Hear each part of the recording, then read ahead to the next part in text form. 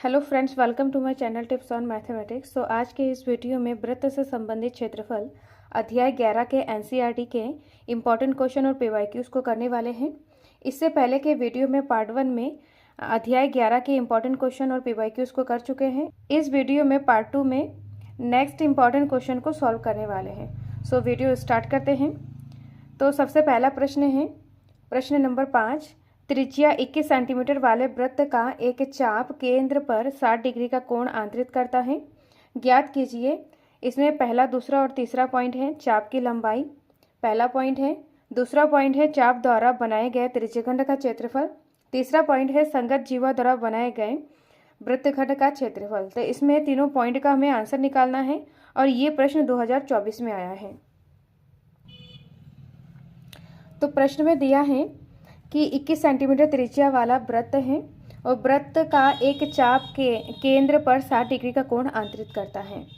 तो इसमें वृत्त है, ओ केंद्र का वृत्त है जिसकी त्रिज्या ओ ए है और ओ बी है।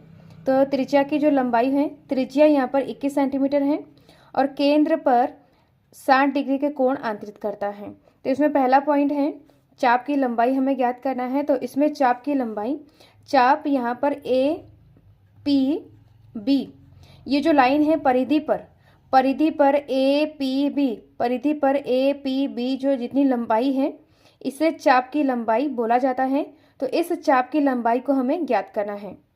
तो यहाँ पर जो चाप की लंबाई होती है वो त्रिज्यखंड के जितने परिधि का हिस्सा होता है, त्रिज्यखंड द्वारा, ये त्रिज्यखंड है, त्रिज्यखंड का जितना परिधि का हिस्सा होता है ए पी बी, इतना हिस्सा चाप की लंबाई बोला जाता है। तो चाप की लंबाई का जो फॉर्मूला है थीटा बटा 360 2 पाई आर, ये चाप की लंबाई बोला जाता है।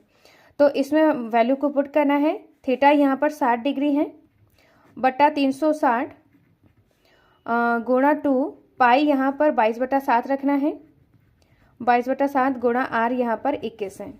इसको सॉल्व करना, 0 से 0 कट गया, 6 कम 6, 6 छंग 36। अब यहाँ पर 2 तिया 6, 2 से 2 कट गया है, 2 तिया 6। अब 7 तिया 21 और 3 से 3 कट गया है। अब यहाँ पर बचा है 22 बचा हुआ है। तो 22 सेंटीमीटर चाप की लंबाई हो गया है। चाप की लंबाई 22 सेंटीमीटर है। तो ये इसका फाइनल आंसर है। नेक्स्ट पॉइंट को करते हैं। नेक्स्ट पॉइंट है चाप द्वारा बनाए गए त्रिज्यखंड का क्षेत्रफल। तो चाप यहाँ पर ए पी बी, ये चाप है। चाप द्वारा बनाए गए त्रिज्यखंड यहाँ पर ओ ए पी बी, ये चाप द्वारा बनाए गए त्रिज्यखंड का क्षेत्रफल है।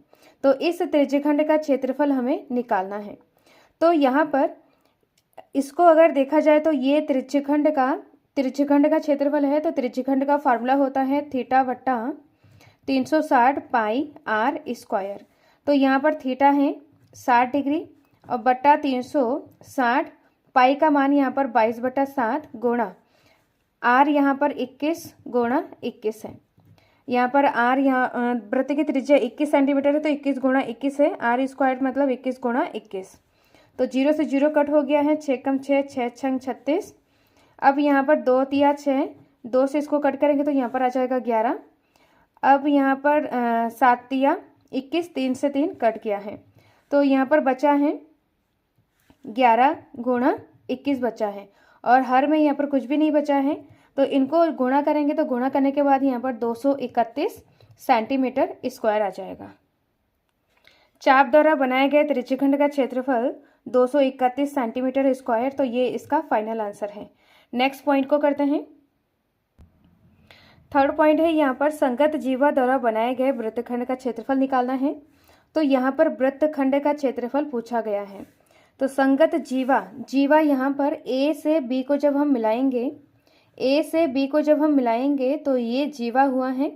तो संगत जीवा द्वारा वृत्तखंड, तो वृत्तखंड यहाँ पर ए पी बी, ये संगत जीवा द्वारा बनाए गए वृत्तखंड है जिसको यहाँ पर शेड किया जा रहा है, ये पूरा शेड किया हुआ है। तो ये वृत्तखंड का क्षेत्रफल है, ये हमारा वृत्तखंड है। तो इसका हमें क्षेत्रफल निकालना है। ए पी बी का क्षेत्रफल हमें निकालना है। अब यहाँ पर इसका फार्मूला होता है, इसको निकालने का एक तरीका है, यहाँ पर त्रिज्यखंड O A P B O A P B में से त्रिभुज ओ ए बी को हमें माइनस कर देंगे तो यहाँ पर ए पी बी का क्षेत्रफल, वृत्तखंड का क्षेत्रफल निकल जाएगा।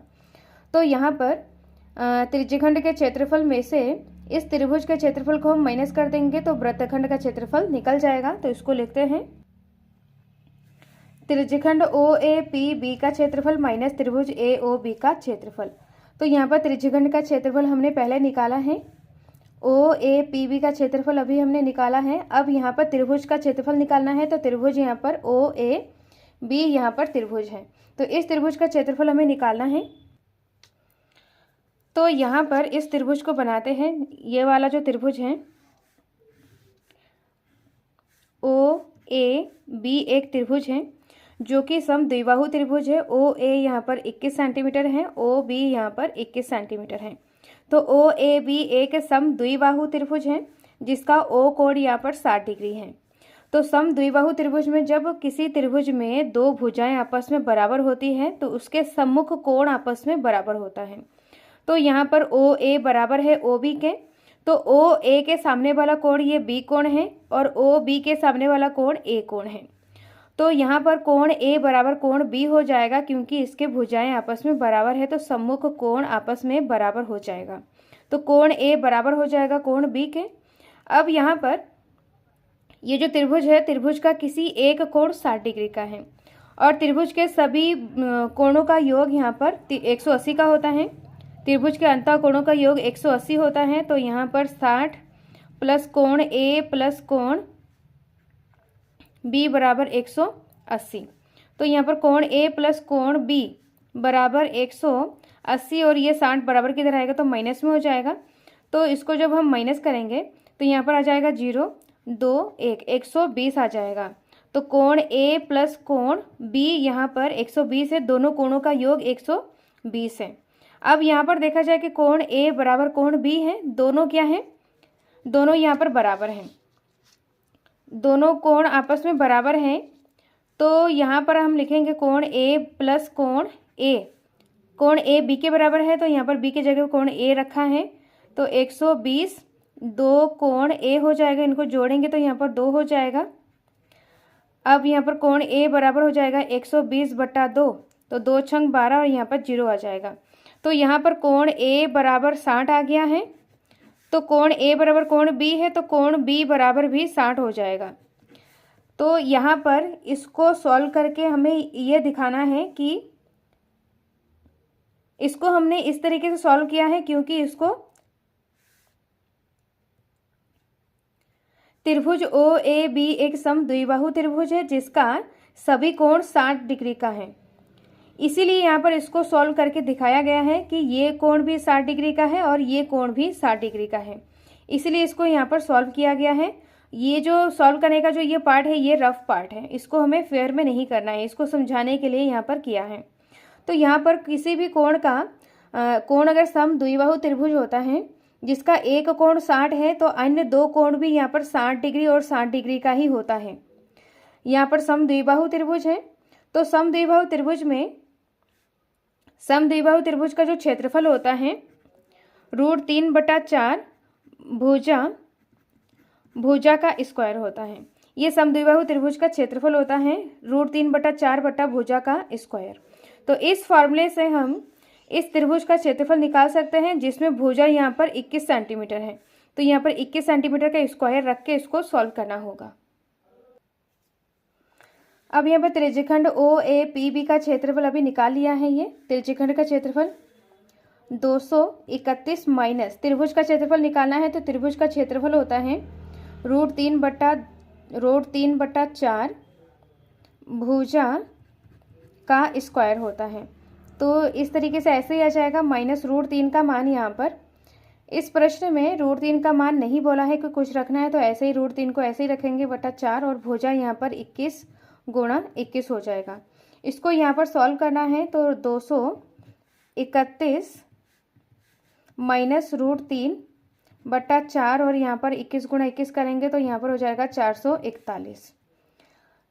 अब इसको हमें सॉल्व करना है, यहाँ पर एलसीएम ले लेंगे।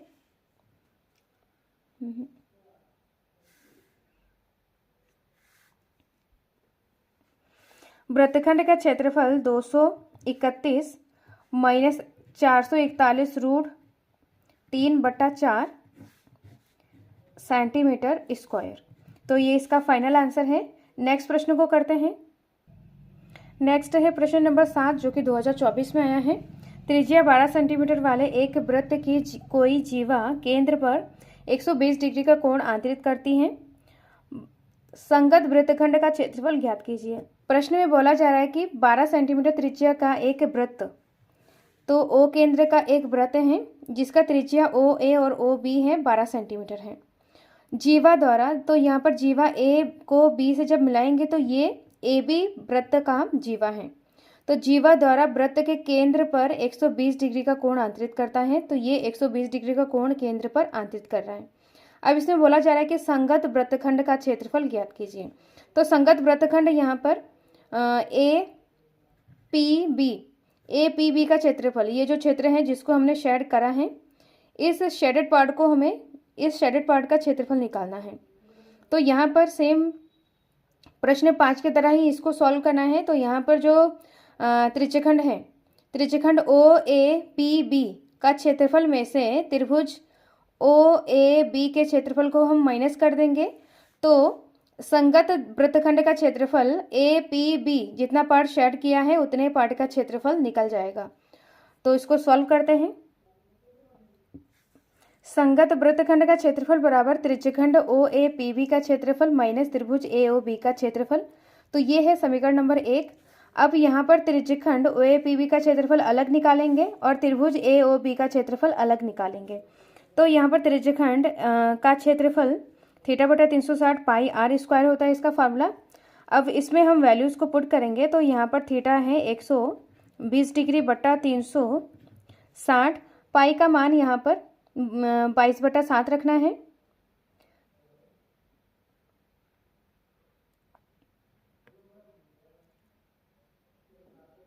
प्रश्न में यहाँ पर पाई का मान 3.14 रखना है। तो 3.14 और आर यहाँ पर है 12 गुणा 12।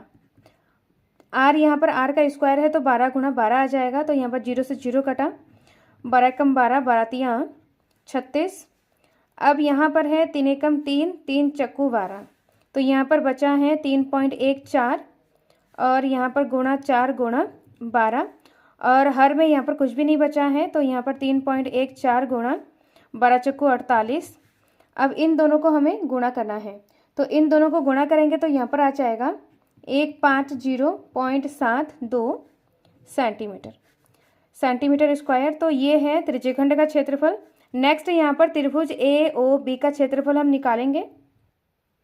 त्रिभुज ए ओ बी का क्षेत्रफल, ये जो त्रिभुज है यहाँ पर, इस त्रिभुज को ए ओ बी त्रिभुज को हमने इस तरीके से बना लिया है। तो यहाँ पर इस त्रिभुज का हमें क्षेत्रफल निकालना है, जिसके लिए यहाँ पर त्रिज्यखंड त्रिभुज ए ओ बी का क्षेत्रफल, ए ओ बी का क्षेत्रफल बराबर 1/2 आधार गुणा ऊंचाई होता है। ये त्रिभुज के क्षेत्रफल निकालने का फार्मूला है। तो यहाँ पर आधार और ऊंचाई की ज़रूरत है। तो इस त्रिभुज में ओ ए बी में ए बी यहाँ पर आधार है और ऊंचाई हमें निकालना होगा। तो ऊंचाई निकालने के लिए यहाँ पर बिंदु ओ से हम ए बी पर लंब खींचेंगे। बिंदु ओ से हम ए बी पर लंब खींचेंगे जो कि ए बी को सी बिंदु पर प्रतिच्छेद करता है, मतलब सी बिंदु को कट करता है। तो यहाँ से अगर हम लंब खींचेंगे, जैसे कि ये है हमारा समद्विबाहु त्रिभुज, तो यहाँ से अगर हम लंब खींचेंगे तो यहाँ पर ये समकोण त्रिभुज बनता है। तो यहाँ पर जब समकोण त्रिभुज बन रहा है तो समद्विबाहु त्रिभुज में अगर लंब खींचा जाता है तो ये जो सी बिंदु है, ये तीसरे भुजा, मतलब ये 2 भुजा है, 12 सेंटीमीटर 12 सेंटीमीटर, ये 2 भुजा है। तो ये जो लंब खींचा गया है ये तीसरी भुजा ए बी को लंब समद्विभाजित करता है। लंब मतलब यहाँ पर 90 डिग्री बनाएगा और साथ ही समद्विभाजक होगा, मतलब ए सी का मान जितना हो जाएगा सी बी का मान भी उतना ही होगा। तो यहाँ पर ए सी बराबर हो जाएगा सी बी। अब यहाँ पर हमें निकालना है, जब हम ए सी या सी बी का मान निकाल लेंगे तो हम ए बी का मान निकाल सकते हैं। तो किसी एक त्रिभुज में इस त्रिभुज में यहाँ पर ऊंचाई भी नहीं दिया है और आधार भी नहीं दिया है। और यहाँ पर त्रिभुज देखेंगे, यहाँ पर दो त्रिभुज बन रहा है, ओ ए सी और ओ सी बी। दो त्रिभुज हैं कि इन दोनों त्रिभुज में से किसी एक त्रिभुज में त्रिकोणमिति का उपयोग करके सी बी और ओ सी निकालेंगे। सी बी और ओ सी निकालेंगे। निकालने के बाद यहाँ पर ए बी निकल जाएगा और ओ सी यहाँ पर त्रिभुज की ऊंचाई है। तो यहाँ पर त्रिभुज ओ सी बी में त्रिभुज ओ सी बी में हम त्रिकोणमितीय अनुपातों का उपयोग करेंगे। तो यहाँ पर एल ए एल बट्टा के ए, इन दोनों भुजाओं को हमें ज्ञात करना है। इन दोनों भुजाओं को ज्ञात करेंगे तो सबसे पहले यहाँ पर बी सी और ओ बी को लेंगे। तो ओ बी हमें पता है, बी सी निकालना है। तो इन दोनों भुजाओं के मदद से यहाँ से हम सी भी निकाल लेंगे। तो त्रिभुज ओ सी बी में सी बी हमें निकालना है और ओ बी हमें पता है। और यहाँ पर देखेंगे ये जो कोण है, इस कोण के सामने वाला भुजा ये लंब हो जाएगा, समकोण के सामने वाला भुजा ये कर्ण और ये है आधार। तो सी बी यहाँ पर है, लंब है सी बी, और ओ बी यहाँ पर है कर्ण। तो लंब बटा कर्ण यहाँ पर साइन थीटा है और साइन थीटा का मान यहाँ पर है। जब ये लंब खींचा है तो ये सम द्विबाहु त्रिभुज है, तो इस कोण को भी दो बराबर भागों में ये बांटता है। तो ये 120 डिग्री है, तो यहाँ पर ये 60 डिग्री हो जाएगा और ये भी 60 डिग्री हो जाएगा। कहने का मतलब यहाँ पर जो ओ सी जो लाइन है, जो लंब खींचा गया है, यहाँ पर 90 डिग्री कोण बनाएगा और इस कोण को, कोण ए ओ बी को भी दो बराबर भागों में बांटता है। तो ये 120 है, तो यहाँ पर 60 डिग्री में बढ़ जाएगा, तो साइन 60 हो जाएगा। तो साइन 60 का मान होता है √3/2। और यहाँ पर है, इसका मान यहाँ पर रखते हैं, सी बी का हमें निकालना है बट्टा ओ बी का मान यहाँ पर है 12। तो सी बी बट्टा ओ 12 बराबर √3/2।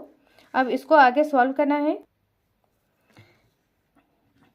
सी बी बराबर हो जाएगा √3/2 और ये 12 गुणे में हो जाएगा, क्रॉस मल्टीप्लाई करेंगे तो गुणे में हो जाएगा, तो 2 छंग 12। तो सी बी बराबर 6√3 सेंटीमीटर।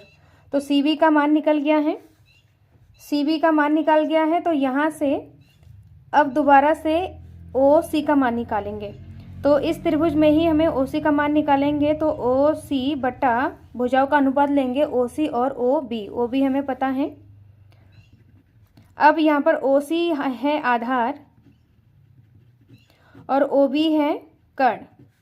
तो आधार बटा कर्ण यहाँ पर कॉस थीटा यहाँ पर 60 डिग्री आएगा। तो कॉस 60 का मान होता है, कॉस 60 का मान 1/2 होता है। तो ओ सी हमें निकालना है, ओ बी यहाँ पर 12 है बराबर 1/2।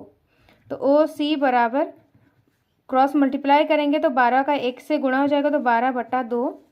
इसको सॉल्व करेंगे तो यहाँ पर 6 आ जाएगा। तो ओ सी बराबर 6 सेंटीमीटर। तो ओ सी यहाँ पर त्रिभुज की ऊंचाई है और ए बी आधार है।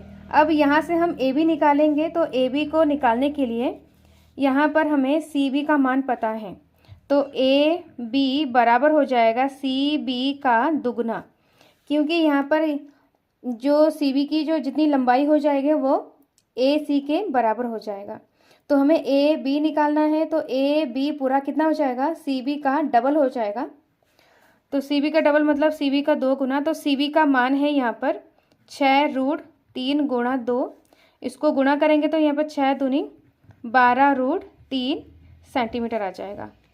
तो ए बी का मान है 12√3 सेंटीमीटर, जो कि इस त्रिभुज का आधार है। और ऊंचाई यहाँ पर ओ सी है, जो कि 6 सेंटीमीटर है।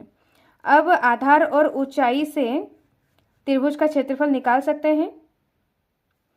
त्रिभुज ए ओ बी का क्षेत्रफल बराबर 1/2 आधार गुणा ऊंचाई। तो 1/2 आधार यहाँ पर ए बी गुणा ऊंचाई यहाँ पर ओ सी है। 1/2 बराबर ए बी का मान है 12√3 और यहाँ पर ऊंचाई है 6 सेंटीमीटर। तो 2 से यहाँ पर भाग दे देंगे 6 का 12 का, तो 2 छंग 12 हो जाएगा। तो यहाँ पर बचा है √3 गुणा 6 गुणा 6, तो 6 छंग 36 हो जाएगा, 36√3 आ जाएगा, तो 36√3 सेंटीमीटर स्क्वायर। तो ये है त्रिभुज AOB का क्षेत्रफल है। अब यहाँ पर ये है समीकरण नंबर तीसरा। अब यहाँ पर समीकरण दूसरा और तीसरा, और ये है समीकरण नंबर दूसरा, तो समीकरण दूसरा और तीसरा का मान समीकरण 1 में रखेंगे। अब यहाँ पर त्रिभुज OAPB का क्षेत्रफल यहाँ पर निकाला था 150.72 माइनस यहाँ पर त्रिभुज का क्षेत्रफल निकाला है 36√3, तो यहाँ पर √3 का मान यहाँ पर प्रश्न में दिया है 1.73 रखना है, तो 150 माइनस 36 गुणा 1.73, इनको हमें गुणा करना है, तो गुणा करने के बाद यहाँ पर आ जाएगा 62.28 और यहाँ पर 150.72, इसको यहाँ पर माइनस करना है, इन दोनों को, ये माइनस है, इनको माइनस करना है, तो यहाँ पर आ जाएगा 88.44 सेंटीमीटर स्क्वायर। तो ये है संगत वृत्तखंड का क्षेत्रफल। संगत वृत्तखंड का क्षेत्रफल बराबर 88.44 सेंटीमीटर स्क्वायर, तो ये इसका फाइनल आंसर है। नेक्स्ट प्रश्न को करते हैं। नेक्स्ट है प्रश्न नंबर 8। 15 मीटर भुजा वाले एक वर्गाकार घास के मैदान के एक कोने पर लगे खूंटे से एक घोड़े को 5 मीटर लंबी रस्सी से बांध दिया गया है। अब इसमें चित्र प्रश्न में दिया है। इसमें पहला पॉइंट है मैदान के उस भाग का क्षेत्रफल जहां घोड़ा घास चर सकता है, उसका हमें क्षेत्रफल निकालना है। और दूसरा पॉइंट है यहाँ पर चरे जा सकने वाले क्षेत्रफल में वृद्धि, यदि घोड़े को 5 मीटर लंबे रस्सी के स्थान पर 10 मीटर लंबे रस्सी से बांध दिया जाए। और यहाँ पर पाई बराबर 3.14 का प्रयोग कीजिए। तो इसमें 2 पॉइंट है, दोनों का हमें आंसर निकालना है। प्रश्न में दिया है एक वर्गाकार घास का मैदान है, जो कि 15 मीटर भुजा वाले एक वर्गाकार घास का मैदान है, इस तरीके से है। अब यहाँ पर बोला जा रहा है कि एक कोने में एक खूंटे से एक घोड़े को बांध दिया जाता है, और घोड़े को बांधने के लिए जो रस्सी का प्रयोग किया गया है, तो उस रस्सी की जो लंबाई है वो 5 मीटर है। अब यहाँ पर बोला जा रहा है कि पहला जो पॉइंट है, बोला जा रहा है कि मैदान में उस भाग का क्षेत्रफल ज्ञात कीजिए जहाँ घोड़ा घास चढ़ सकता है। तो एक कोने में बांध दिया गया है, तो माना यहाँ से लेकर यहाँ तक ये जो त्रिज्या है, यहाँ जो रस्सी है ये 5 मीटर लंबा है। अगर घोड़े को इस तरीके से बांध दिया जाता है तो घोड़ा इतने हिस्से का ही घास खा सकता है जितना उसका रस्सी का लंबाई है। तो इस कोने से अगर बांध दिया जाता है तो यहाँ से लेकर यहाँ तक ये 5 मीटर है, और ये इस कोने से देखा जाए तो यहाँ से लेकर यहाँ तक ये 5 मीटर है। और ये पूरा घूम घूम के ये जो पूरा खेत है, वर्गाकार खेत है, यहाँ से लेकर यहाँ तक 5 मीटर त्रिज्या तक ही घास चर सकता है। तो चरे जा सकने वाले क्षेत्र का हमें क्षेत्रफल निकालना है। तो इसका क्षेत्रफल निकालने के लिए इसको अगर हम ध्यान से देखें तो ये एक त्रिज्यखंड के बराबर है। यहाँ से अगर इस तरीके से अगर हम पूरा मतलब वृत्त बनाएं, इस तरीके से जैसे ये वृत्त बनाए जा रहे हैं, तो इसको अगर देखें, इस वाले हिस्से को देखें, तो ये एक त्रिज्यखंड है। अब इस त्रिज्यखंड का क्षेत्रफल निकालना है, तो यहाँ पर जो रस्सी की लंबाई है वो त्रिज्या के बराबर हो जाएगा, जो कि 5 मीटर है। प्रश्न में यही दिया है। और यहाँ पर कोण नहीं दिया गया है, तो कोण यहाँ पर हो जाएगा, कोण यहाँ पर थीटा बराबर जो वर्गाकार खेत होता है, तो वर्ग का प्रत्येक कोण यहाँ पर 90 डिग्री का होता है। वर्ग का प्रत्येक कोण यहाँ पर 90 डिग्री का होता है, तो थीटा यहाँ पर 90 डिग्री हो जाएगा। अब इसमें बोला जा रहा है पहला पॉइंट का इसका क्षेत्रफल हमें निकालना है। मैदान के उस भाग का क्षेत्रफल जहाँ घोड़ा घास चर सके, तो ये है त्रिज्यखंड के क्षेत्रफल के बराबर है। तो इसका जो फार्मूला होता है थीटा बट्टा 360 डिग्री पाई आर स्क्वायर। तो थीटा का मान है यहाँ पर 90 डिग्री और 360, पाई का मान है यहाँ पर 3.14 रखना है, और गुणा जो त्रिज्या है 5 गुणा 5, 0 से 0 कटा 4, 9 चक्कू 36, तो यहाँ पर बचा है 3.14 गुणा 5 बचे 25 बट्टा 4 आ जाएगा। अब यहाँ पर इनको गुणा करना है, तो गुणा करने के बाद यहाँ पर आ जाएगा 78.50/4। इसको 4 से भाग देंगे तो यहाँ पर आ जाएगा 19.625 सेंटीमीटर स्क्वायर। तो ये इसका आंसर है। तो यहाँ पर घोड़े द्वारा चले जा सकने वाले क्षेत्रफल इस तरीके से निकाल लिया है। अब यहाँ पर बोला जा रहा है कि नेक्स्ट पॉइंट, अगर घोड़े को 5 मीटर लंबे रस्सी के जगह पर 10 मीटर लंबा रस्सी हो, माना यहाँ से लेकर यहाँ तक, खूंटे से लेकर यहाँ तक ये पूरा 10 मीटर लंबा रस्सी है, और ऊपर से भी इस तरीके से आ जाएगा 10 मीटर लंबा रस्सी है। और अगर इसको एरिया को देखा जाए कि कितना हिस्सा वो चढ़ सकता है, तो यहाँ से लेकर यहाँ तक हिस्सा ये पूरा चढ़ सकता है घोड़ा। अब इसमें बोला जा रहा है कि चढ़े जा सकने वाले क्षेत्रफल में हमें वृद्धि निकालना है। अगर घोड़े को 10 मीटर लंबे रस्सी से बांध दिया जाए तो चढ़े जा सकने वाले क्षेत्रफल में वृद्धि वाला हमें निकालना है। तो इसमें पहले इतने हिस्से को घोड़े ने चढ़ा था, 10 मीटर लंबा रस्सी बांधने के बाद वो जो एक्स्ट्रा जितना चढ़ रहा है, जितना क्षेत्रफल वो चढ़ रहा है, नया जो क्षेत्रफल है ये वाला है, यहाँ से लेकर यहाँ तक ये वाला क्षेत्र वो नया जो क्षेत्र है। तो चढ़े जा सकने वाले क्षेत्र में वृद्धि इतना हिस्सा है, तो इतने हिस्से को हमें निकालना है। ये वाला, ये पुराना वाला जो पहले निकाला है उसको छोड़कर ये जो जितना हिस्सा बचा हुआ है इतने हिस्से को हमें निकालना है। तो इतने हिस्से को निकालने के लिए यहाँ पर ये भी त्रिज्यखंड का क्षेत्रफल ही है। यहाँ से लेकर यहाँ तक अगर देखा जाए तो ये त्रिज्यखंड ही है। तो बड़ा वाला त्रिज्यखंड में से अगर छोटे वाले त्रिज्यखंड को अगर माइनस कर दिया जाए तो क्षेत्रफल में वृद्धि निकल जाएगा। तो सेम हमें इसी तरीके से इसको सॉल्व करना है। चढ़े जा सकने वाले क्षेत्रफल में वृद्धि बराबर बड़े त्रिज्यखंड का क्षेत्रफल माइनस छोटे त्रिज्यखंड का क्षेत्रफल। तो त्रिज्यखंड का फॉर्मूला होता है θ/360 पाई r स्क्वायर। तो r यहाँ पर बड़े त्रिज्यखंड का क्षेत्रफल है, यहाँ से लेकर यहाँ तक है, माना बड़ा त्रिज्या है कैपिटल R और छोटा त्रिज्या है स्मॉल r।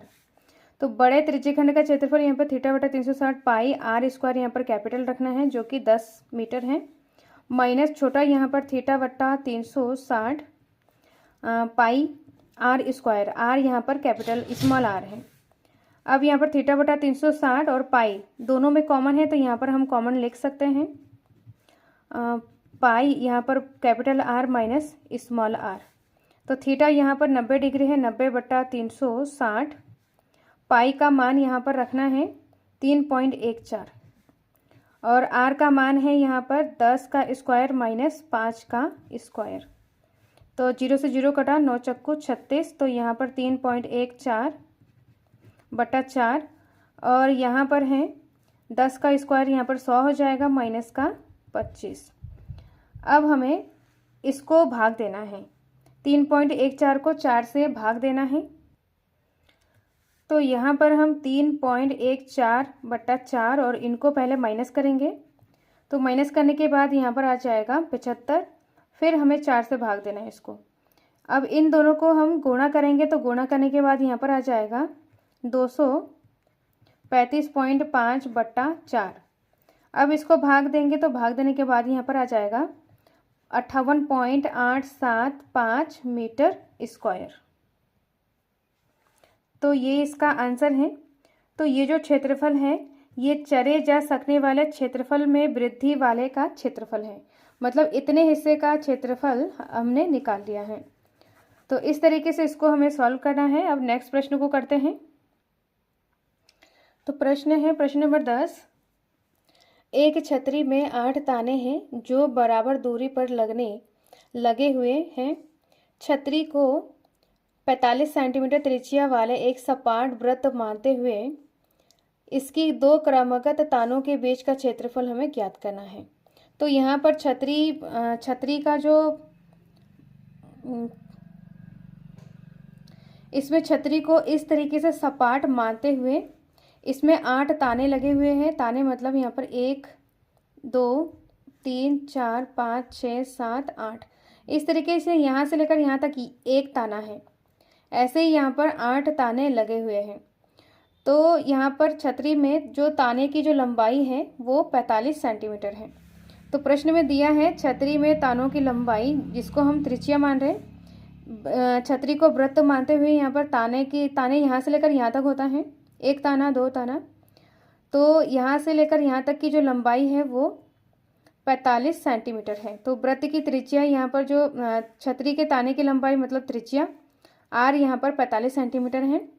और यहाँ पर बोला गया है कि दो क्रमागत तानों के बीच का क्षेत्रफल हमें निकालना है। तो दो ताना मतलब एक ताना ये है, क्रमागत मतलब उसके बाद वाला ताना, एक ताना और उसके बाद वाला ये है, इनके बीच का क्षेत्रफल हमें निकालना है, ये वाला क्षेत्रफल हमें निकालना है।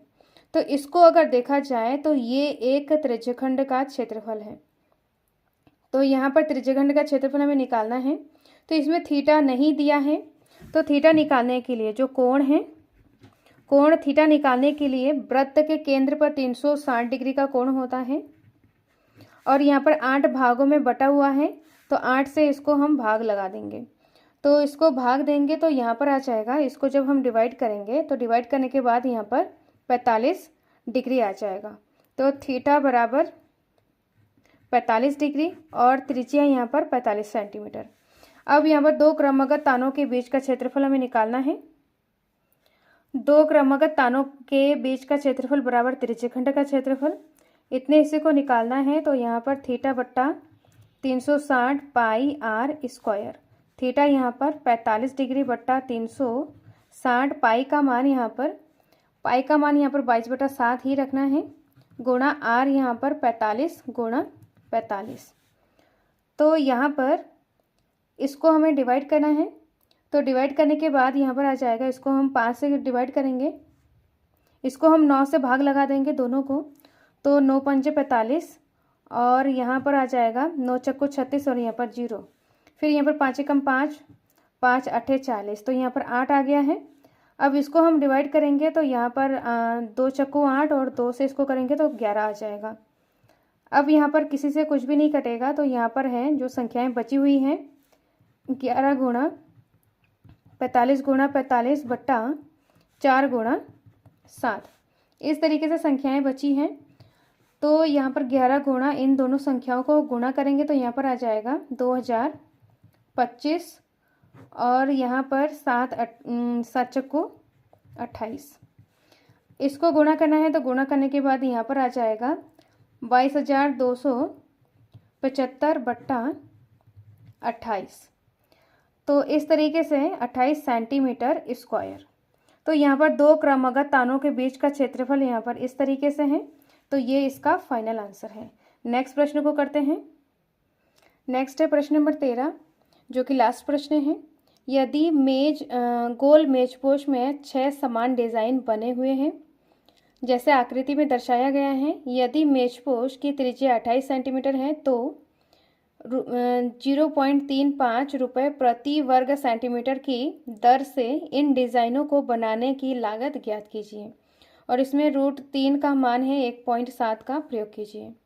तो इसमें इस तरीके से डिज़ाइन बना हुआ है। एक गोल मेज पोश है जिसकी त्रिज्या यहाँ से लेकर यहाँ तक, जिसकी त्रिज्या 28 सेंटीमीटर है। इसमें बोला जा रहा है कि 6 समान डिज़ाइन बनी हुई है। तो डिज़ाइन यहाँ पर जो साइड का ये जो हिस्सा है, इस तरीके से ये 6 समान डिज़ाइन बना हुआ है। यहाँ पर जो डिज़ाइन है ये सभी समान हैं। अब इसमें बोला जा रहा है कि 0.35 प्रति वर्ग सेंटीमीटर की दर से इन डिज़ाइनों को बनाने की लागत हमें ज्ञात करना है। तो डिज़ाइनों को बनाने की लागत हमें ज्ञात करना है। तो इस डिज़ाइन को बनाने के लिए इस डिज़ाइन वाले क्षेत्र का हमें सबसे पहले क्षेत्रफल निकालना होगा। तो एक डिज़ाइन का क्षेत्रफल हम निकाल लेंगे, उससे 6 को गुणा कर देंगे, क्योंकि समान 6 डिज़ाइन है इसलिए इसको 6 से गुणा करना होगा। तो 6 डिज़ाइन का क्षेत्रफल हमारा निकल जाएगा। फिर यहाँ पर एक प्रति वर्ग सेंटीमीटर स्क्वायर का जो लागत है 0.35 रुपये है, तो उसको हमें इस 6 डिज़ाइन के क्षेत्रफल से गुणा कर देंगे तो इसका आंसर आ जाएगा। तो इसको सॉल्व करते हैं। यहाँ पर चित्र में देखते हैं 2 डिज़ाइन, मतलब यहाँ पर 2 त्रिज्या हैं, यहाँ पर 28 सेंटीमीटर, इसके बीच एक यहाँ पर डिज़ाइन है। तो इस डिज़ाइन को अगर देखा जाए तो ये है वृत्तखंड, वृत्तखंड का क्षेत्रफल। तो वृत्तखंड का क्षेत्रफल हमें सबसे पहले निकालना होगा, जो कि डिज़ाइन के क्षेत्रफल है। तो इसको निकालने के लिए यहाँ पर देखेंगे कि ये त्रिभुज है, मतलब ये पहले त्रिज्यखंड है। इस त्रिज्यखंड से माना केंद्र O है, ये A है और ये B है, और यहाँ पर ये P है। त्रिज्या यहाँ पर OA और OB, तो त्रिज्यखंड यहाँ पर OAPB का क्षेत्रफल में से यहाँ पर त्रिज्या, त्रिज्यखंड के क्षेत्रफल में से यहाँ पर त्रिभुज OAB को अगर हम माइनस कर देंगे तो इस डिज़ाइन वाला क्षेत्रफल हमारा निकल जाएगा। तो इसको सॉल्व करते हैं। तो इसमें दिया है त्रिज्या और इसमें कोण दिया नहीं है, तो कोण यहाँ पर थीटा निकालेंगे। कोण थीटा निकालेंगे तो यहाँ पर वृत्त के केंद्र पर 360 डिग्री का कोण है, और बट्टा यहाँ पर 1 2 3 4 5 6 समान भागों में बांटा गया है, तो इसको 6 से डिवाइड कर देंगे तो 6 छंग 36 आ जाएगा, और यहाँ पर ये 0। तो कोण यहाँ पर 60 डिग्री है। तो ये जो त्रिभुज बन रहा है OAB यहाँ पर 60 डिग्री का त्रिभुज बन रहा है। तो इसको सॉल्व करेंगे। यहाँ पर डिज़ाइन का क्षेत्रफल मतलब वृत्तखंड का क्षेत्रफल बराबर लघु त्रिज्यखंड का क्षेत्रफल OAPB का क्षेत्रफल माइनस त्रिभुज AOB का क्षेत्रफल। इसमें से हम माइनस कर देंगे तो यहाँ पर त्रिज्यखंड का क्षेत्रफल, त्रिज्यखंड का क्षेत्रफल का फार्मूला होता है थीटा बट्टा 360 पाई आर स्क्वायर माइनस त्रिभुज का क्षेत्रफल। तो यहाँ पर त्रिभुज को हम देखते हैं, इस तरीके से बना लेते हैं।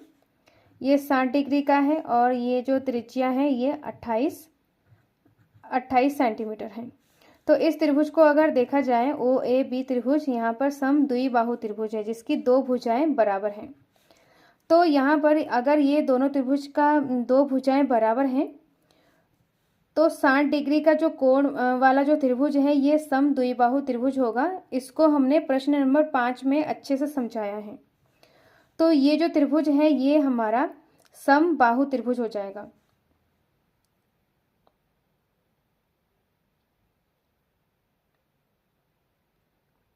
ये जो त्रिभुज है ये हमारा समद्विबाहु त्रिभुज है।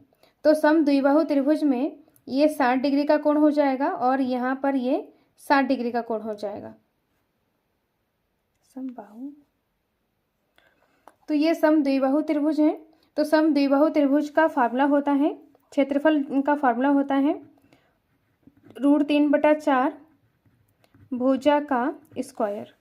तो थीटा यहाँ पर 60 डिग्री है, 60/300, 60 पाई का मान यहाँ पर 22/7 गुणा आर यहाँ पर है 28 गुणा 28 माइनस √3 का मान यहाँ पर रखना है 1.7/4 भुजा यहाँ पर 28 गुणा 28 हो जाएगा।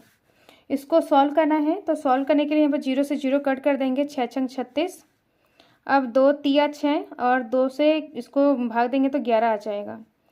अब 7 चक्कू 28 और यहाँ पर जो संख्याएं बची है इसको लिखते हैं। तो यहाँ पर है 11 गुणा 4 गुणा 28 और अपॉन में यहाँ पर 3 बचा है। माइनस इसको सॉल्व करेंगे तो 4 7 28 हो जाएगा। तो यहाँ पर 1.7 गुणा 7 गुणा 28 है। अब यहाँ पर जो संख्याएं बची है इसको हमें गुणा करना है। अब इन संख्याओं को हमें गुणा करना है, तो गुणा करने के बाद यहाँ पर आएगा 1232/3 माइनस इन सभी संख्याओं को गुणा करेंगे तो यहाँ पर आ जाएगा 333.2। अब इसको एलसीएम ले लेंगे। यहाँ पर इसको 3 से भाग दे देंगे, तो भाग देने के बाद यहाँ पर 410.6 माइनस 333.2 इसको माइनस करेंगे, तो माइनस करने के बाद यहाँ पर आ जाएगा 77.46 सेंटीमीटर स्क्वायर। तो ये है एक डिज़ाइन का क्षेत्रफल। अब हमें 6 डिज़ाइन का क्षेत्रफल निकालना है। यहाँ पर एक डिज़ाइन का क्षेत्रफल निकाला है। अब 6 डिज़ाइन का क्षेत्रफल निकालेंगे तो एक डिज़ाइन के क्षेत्रफल में 6 से गुणा कर देंगे।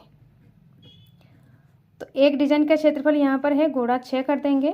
तो इसको गुणा करने के बाद यहाँ पर आएगा इसको गुणा करने के बाद यहाँ पर आ जाएगा 464.76 सेंटीमीटर स्क्वायर आ जाएगा। ये 6 डिज़ाइन का क्षेत्रफल आ गया है। अब यहाँ पर इसकी लागत निकालनी है।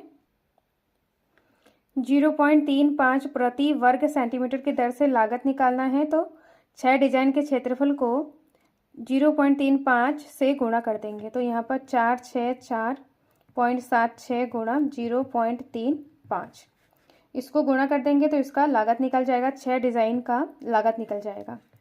तो इसको गुणा करने के बाद यहाँ पर आ जाएगा 162.66 रुपये।